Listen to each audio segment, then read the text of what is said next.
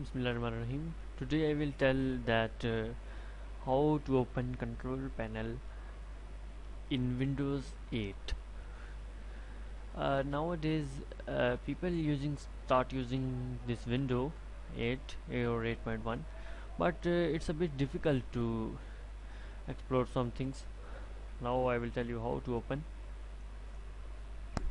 control panel. You should scroll your mouse to the right, extremely right.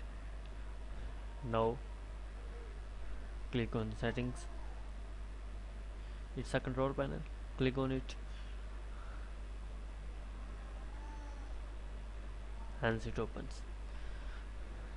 Tutorials ends.